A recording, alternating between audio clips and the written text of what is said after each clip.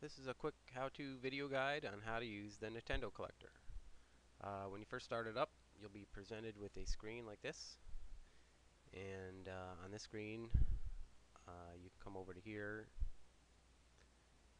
and bring the drop-down box down, where you can select from 6 different background sounds that I've added.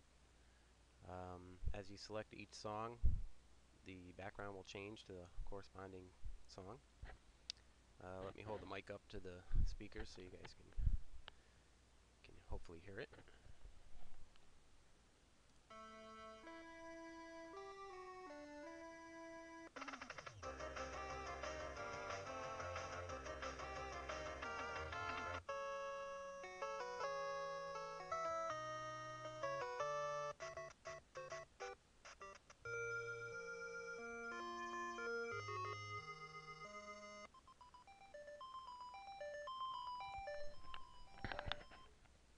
And that's that for that.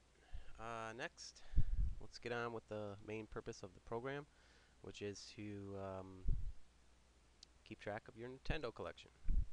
And to do that, we'll start off by going to the Select Your Game area. We come over to the drop-down box, and you will see a large list of games that have already been added for you to select from. So all you gotta do is scroll through the list, find a game that you want, and click on it, and you'll see it adds it here. Shows you a little preview image of it. We got preview images of pretty much all the games. Once you find your game, you come over to here and you want to click the Add to Collection button. And you'll see that it added it.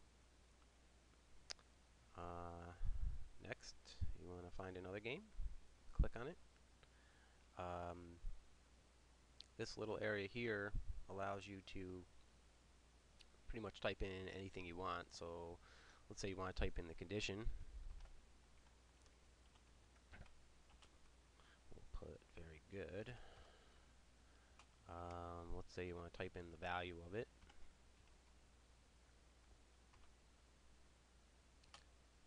Type in $2. Let's say you wanna keep track of how many of those you own. If you own more than one, you have doubles, triples. Type something like that in there. Say you have 3 of them. And once you're done, come over to here and click on the Add to Collection button. And you'll see all the information's been added. Let's say you have a game that isn't in the list. If you go to the very top of the list and click on Custom, you can add a game to your list this way. Type in the game name. Type in company and the release. And we'll put 85. And then over here you can either leave this information in, you can edit it, or you can delete it all out, whatever you want. So we'll edit it. Let's do that. We'll put G for good. Add it to the collection. And now you see that it added it. Now, let's say you want to remove a game. That's where the custom edit section comes into play. All your custom editing is going to be done from actually manipulating the list itself. So let's say you added a game twice, or you added a game that you don't have anymore, or whatever. You would simply come over into the list and you can highlight the game, delete it out, and any changes that you make in here manually, you want to come down over to here and click the Save Changes button. And you'll see that the other game is gone now. You can also, if you wanted to add a game in manually yourself, you could just type it in, type whatever you want. You can do anything you want there. It also keeps everything alphabeticalized, so you'll see AAA here and XXX there. This should, when we click Save Changes, should alphabeticalize itself here. And there you go. And of course I don't want that in my list, so I'm going to get rid of that.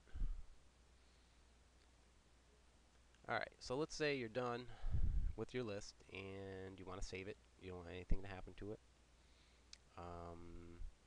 You can create a backup. And all you got to do is click on this Create Backup button. And that automatically creates a backup. You're done. Let's say you want to take your list with you on the go. There's a couple things you could do. You could select your list, copy it, and you could open up something like Notepad and paste it into Notepad, and then you could save it as, you know, Nintendo list.txt, and you could either print it out or you could upload the text file to your cell phone. Another thing you could do is this program actually saves your list already as a text file. So you could just go into wherever you have the program installed, and you should see your NES.txt and your NES backup, and same with Super Nintendo and Nintendo 64. You'll see all those in there. They're all text files, and you can you know, open those up, print them out, or you could, you know, easily upload those to your cell phone. Next, let's go over the restore backup. Let's say you leave the room, your kids come over to your computer, they're messing around, and they're deleting games, they're typing funny messages to each other, they're clicking on buttons, they're saving changes, causing all sorts of chaos. You come back and you find out that your list of 400 games that you just spent 2 hours adding is gone. Hopefully you made a backup, and if you did, it's pretty simple. You just come over to here, click on the Restore Backup button. It'll tell you that it's about to delete your current list and replace it with your backup.